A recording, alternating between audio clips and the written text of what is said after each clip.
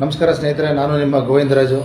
ಈ ದಿನ ಲೈವ್ ಬಂದಿರೋ ಉದ್ದೇಶ ಏನಪ್ಪ ಅಂದರೆ, ಚಾಲಕ ಮತ್ತು ನಿರ್ವಾಹಕರಿಗೆ ನಿರ್ವಾಹಕರಿಗೆ ನೀಡುತ್ತಿದ್ದ ಕಾನೂನು ಸಹಾಯಧನದ ಬಗ್ಗೆ ಮಾಹಿತಿ ಕೊಡೋದಕ್ಕೆ ತಮ್ಮ ಹತ್ರಕ್ಕೆ ಬಂದಿದ್ದೀನಿ ಇವತ್ತು. ಅದೇನಪ್ಪ ಹೇಳುತ್ತೆ ಅಂದರೆ, ಸುತ್ತೋಲೆ 1358 2016-17ರಲ್ಲಿ ಇದು ಜಾರಿಯಾಗಿರುತ್ತೆ. ಮಾನ್ಯ ವ್ಯವಸ್ಥಾಪಕ ನಿರ್ದೇಶಕರಾದಂತಹ ರಾಜೇಂದ್ರ ಕುಮಾರ್ ಕಟಾರಿಯಾ ಸಾಹೇಬರು ಈ ಸುತ್ತೋಲೆಯನ್ನು ಜಾರಿಗೆ ತಂದಿರ್ತಾರೆ. ಈ ಹಿಂದೆ ಇದ್ದಂಥ ಸುತ್ತೋಲೆ 986 16/2/2009ರಲ್ಲಿ ಜಾರಿಯಲ್ಲಿದ್ದ ಸುತ್ತೋಲೆಯನ್ನು ಹಿಂದಕ್ಕೆ ತಗೊಂಡು ಈ ಸುತ್ತೋಲೆಯನ್ನು ತಂದಿರ್ತಾರೆ. ಹಿಂದೆ ಇದು ಸುತ್ತೋಲೆ ಏನಪ್ಪ ಹೇಳ್ತಿತ್ತು ಅಂದರೆ, ಮಾರಣಾಂತಿಕ ಮತ್ತು ಮಾರಣಾಂತಿಕವಲ್ಲದ ಅಪಘಾತಗಳನ್ನು ಮಾಡಿರುವ ಚಾಲಕರಿಗೆ ಕಾನೂನು ಸಹಾಯಧನ ಕ್ರಮವಾಗಿ 2500 ಮತ್ತು 1900 ರೂಪಾಯಿನ ಕೊಡ್ತಾಯಿದ್ರು. ಪ್ರಸ್ತುತ ಜಾರಿಯಲ್ಲಿರುವ ಕಾನೂನು ಸಹಾಯಧನ ಹೆಚ್ಚಿಸಲು ತೀರ್ಮಾನಿಸಿ ಅದರಂತೆ ಈ ಕೆಳಕಂಡ ನಿರ್ದೇಶನಗಳನ್ನು ಕೇಂದ್ರ ಕಚೇರಿಯಿಂದ ನೀಡಲಾಗಿರುತ್ತೆ. ಏನಪ್ಪ ಅಂದರೆ, ಮಾರಣಾಂತಿಕ ಅಪಘಾತಗಳಲ್ಲಿ ಚಾಲಕರಿಗೆ ಸದ್ಯ ನೀಡುತ್ತಿರುವ ಕಾನೂನು ಸಹಾಯಧನವನ್ನು 2500ದಿಂದ 5000 ರೂಪಾಯಿಗೆ ಹೆಚ್ಚಿಸುವುದು.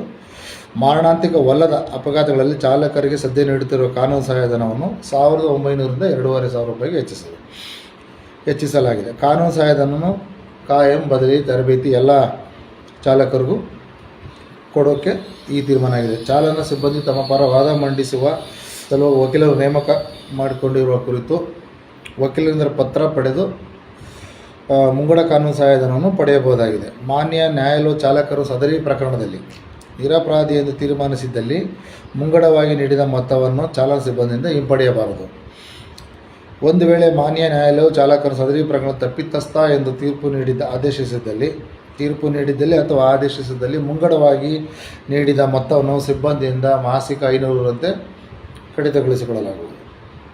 ಮತ್ತು ಚಾಲನಾ ಸಿಬ್ಬಂದಿಗೆ ಮುಂಗಡವಾಗಿ ನೀಡಿರುವ ಕಾನೂನು ಸಹಾಯಧನವನ್ನು ಚಾಲಕರು ನಿಗಮದ ಸೇವೆಯಿಂದ ವಜಾಗೊಂಡಲ್ಲಿ, ಸೇವೆಯನ್ನು ತೆಗೆದುಹಾಕಿದರೆ ಅಥವಾ ನಿವೃತ್ತಿಯಾದರೆ, ರಾಜೀನಾಮೆ ನೀಡಿದರೆ, ಆತನ ಅಪಘಾತ ಪ್ರಕರಣವು ಇನ್ನೂ ಇತ್ಯರ್ಥಗೊಳ್ಳದೇ ಇದರಲ್ಲಿ ಮುಂಗಡವಾಗಿ ನೀಡಿರುವ ಕಾನೂನು ಸಹಾಯಧನವನ್ನು ಅವರ ಅಂತಿಮ ಅಭ್ಯರ್ಥತನದಲ್ಲಿ ಕಡಿತಗೊಳಿಸಲು ಅಥವಾ ವಸೂಲಾತಿಗೆ ಕ್ರಮ ವಹಿಸೋದು. ಅಂದರೆ ಅವರು ಏನು ಬಾಕಿ ಕೊಡಬೇಕೋ ಆ ಹಣದಲ್ಲಿ ಅವರಿಂದ ಬರಬೇಕಾಗಿರೋ ಹಣನ ಹಿಡ್ಕೊಂಡು ಕೊಡುವಂಥದ್ದು.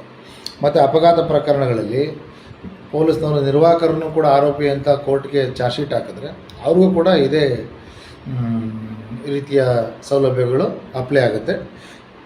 ಇವ್ರಿಗೂ ಕೂಡ ಕಾಯಂ ನಿರ್ವಾಹಕರಾಗಿರ್ಬೋದು, ತರಬೇತಿ ಆಗಿರ್ಬೋದು, ಎಲ್ರಿಗೂ ಕೂಡ ಇದು ಅಪ್ಲೈ ಆಗುತ್ತೆ ಅನ್ನೋದು ಈ ಸುತ್ತೋಲೆ ಹೇಳುತ್ತೆ. ಮತ್ತು ಈ ಸುತ್ತೋಲೆ ಇನ್ನೊಂದು ಏನು ಹೇಳಪ್ಪ ಅಂತಂದರೆ, ಅಪಘಾತಗಳಾದಾಗ ಸಂಸ್ಥೆ ವತಿಯಿಂದ ಅಫಿಡವಿಟ್ ಕೊಟ್ಟು, ಬಾಂಡ್ ಪೇಪರ್ ಕೊಟ್ಟು, ಯಾರಾದರೂ ಒಬ್ಬರು ಅಧಿಕಾರಿ ಅಂದರೆ ಟ್ರಾಫಿಕ್ ಕಂಟ್ರೋಲರು, ATI ಯಾರಾದರೂ ಒಬ್ಬರು ಹೋಗಿ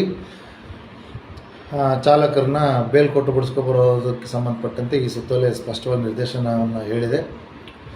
ಈಗ ಮುಂಗಡವಾಗಿ ನಾವು ವಕೀಲರ ನೇಮಕ ಪತ್ರ ಕೊಟ್ಟು ಅವರಿಂದ ಹಣ ಪಡ್ಕೊಳ್ಳೋಕ್ಕಾಗಲಿಲ್ಲ ಅಂದ್ರೂ ಪೂರ್ಣ ಪ್ರಮಾಣದ ವಿಚಾರಣೆ ಮುಗಿದು ನ್ಯಾಯಾಲಯದ ಆದೇಶ ನಮ್ಮ ಪರವಾಗಿ ಬಂದ ಮೇಲೆ ಕೂಡ ನ್ಯಾಯಾಲಯದ ಆದೇಶದ ಕಾಪಿ ಮತ್ತು ವಕೀಲರ ವೆಚ್ಚದ ಫೀಸು, ನೇಮಕ ಪತ್ರ ಮತ್ತು ಅವ್ರಿಗೆ ಕೊಟ್ಟಿರೋಂಥ ಫೀಸನ್ನು ಅವರಿಂದ ಬರ್ಸ್ಕೊಂಡು ಬಂದು ಎರಡು ಎನ್ಕ್ಲೋಸ್ ಮಾಡಿ ಈ ಸುತ್ತೋಲೆ ಪ್ರಕಾರ ನಾವು ಮನವಿ ಸಲ್ಲಿಸಿದ್ರೆ ನಮ್ಮ ವೇತನಕ್ಕೆ ಇದು ಸಿಗುತ್ತೆ ಅಂತ ಹೇಳ್ತಾ, ಈ ಸುತ್ತೋಲೆ ಎಲ್ರಿಗೂ ಇಷ್ಟ ಆಗಿದೆ ಅಂತ ತಿಳ್ಕೊಂಡು ಮುಂದಿನ ವಾರ ಇನ್ನೊಂದು ವಿಡಿಯೋದೊಂದಿಗೆ ಮತ್ತೆ ನಿಮ್ಮನ್ನು ಭೇಟಿ ಆಗ್ತೀನಿ ಅಂತ ಹೇಳ್ತಾ, ಅಲ್ಲಿ ತನಕ ಎಲ್ಲರಿಗೂ ಒಳ್ಳೆಯದಾಗಲಿ. ಶುಭ ದಿನ. ಧನ್ಯವಾದಗಳು.